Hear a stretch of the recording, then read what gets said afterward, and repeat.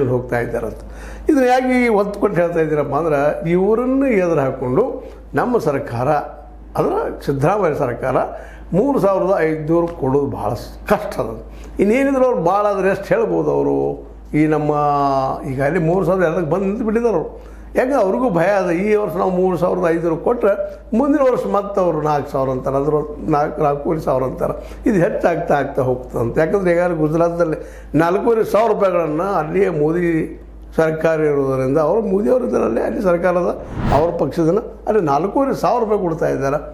ಅಲ್ಲಿ ಹೇಳ್ತಾರೆ 10 ಇಳುವರಿ ಬರ್ತದೆ, ರಿಕವರಿ ಆಗ್ತದೆ, 9 ಆಗ್ತದೆ, ಹಾಗೆ ಹೀಗೆ ಅಂತ ಹೇಳ್ತಾ ಇದ್ದಾರೆ. ಎಷ್ಟಾದರೂ ಈವನ್ 9 ಅಥವಾ 9 ರಿಕವರಿ ಆದರೂ ಸಹಿತ ಆ ಸಂದರ್ಭದಲ್ಲೇ 1 ಟನ್ಗೆ 125 kg ಸಕ್ಕರೆ ಬರ್ತದೆ ಅಂತೇಳಿ ನಮ್ಮ ಬಂಧು ಅವರು ಹೇಳ್ತಾ ಇದ್ದಾರೆ, ಮತ್ತು ಅವ್ರು ಅನುಭವಿಸ್ತಾ ಹೇಳ್ತಾ ಇದ್ದಾರೆ. ಈಗಲೂ ಅದಕ್ಕಿಂತ ಹೆಚ್ಚಾಗ್ತದೆ, ಕಡಿಮೆ ಆಗ್ತಾ ಇಲ್ಲ.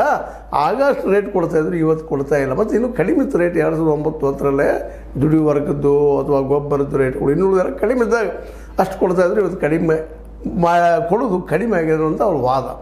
ಇರಲಿ, ಆ ವಾದ ಇರಲಿ, ಸತ್ಯನೋದ ಇಲ್ಲಂತಲ್ಲ.